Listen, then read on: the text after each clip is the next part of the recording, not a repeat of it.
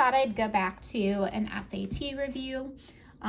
So here are some questions that I found that were practice SAT questions.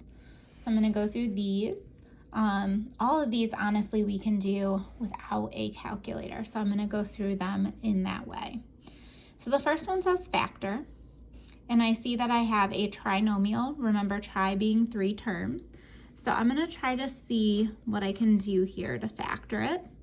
And I'm going to see if I can break it into a perfect square, meaning I'm going to see if I can do 2x squared times 2x squared. So I'm going to see if it works where I multiply something by itself to get back what I had. So 2x squared times 2x squared is going to give me back 4x to the 4th. And then I'm going to try the same thing here because I notice it's also a perfect square. Ooh, I think I wrote this problem wrong. I think this should be a 4 as well. So I'm going to do 5y squared and 5y squared. And everything's positive, so I'm going to go with 2 plus signs as well. So let's see if this works by multiplying it back out. So 2x squared times 2x squared is 4x to the 4th. 5y squared times 5y squared is 25y to the 4th. Now, it's that middle term we worry about. Here's a 10x squared y squared and another 10x squared y squared, which adds up to 20x squared y squared. So really what I have here is the same set of parentheses multiplied by itself, so really being squared. So this is the answer you'd be looking for in the multiple choice for that question. Okay, next one. So we're going to go through and we're going to multiply first.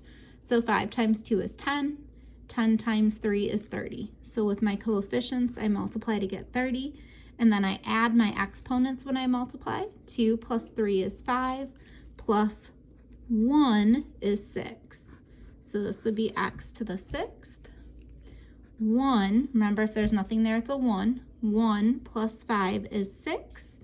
Plus 4 is 10, so y to the 10th. So that would be the answer that I'm looking for on the multiple choice. So be careful that you're multiplying coefficients and adding exponents.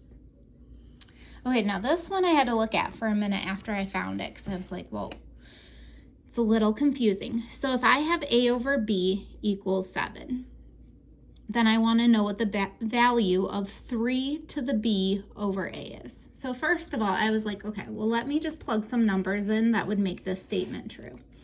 So I thought, okay, so if I have 7 divided by 1, that equals 7. So in this example specifically, the a is my top, so that means a is 7 and b is 1. Now, I could come up with other numbers, right? I could do 14 divided by 2, I could do 21 divided by 3, but I thought, well, what are the simplest numbers that I could plug in to make this a true statement? So it'd be when a is 7 and b is 1. So then I came over here to plug these in to see if this gave me an answer that's in my answer list. So I'm going to do 3 to the b. So I said b was 1 over a, and I said a was 7. So 3 to the first is 3 over 7. And that did match with answer choice B. So I found numbers that worked, and then I plugged them into the other piece that they gave me. So I ended up with that. So there's your SAT review for today. Those were 3 questions that I found on an SAT in different areas, and I kind of made up my own numbers and stuff, but those are some questions, types I should say, that I found out there. So hope you guys are having a good day. Hope you're staying healthy, thinking about you. Bye.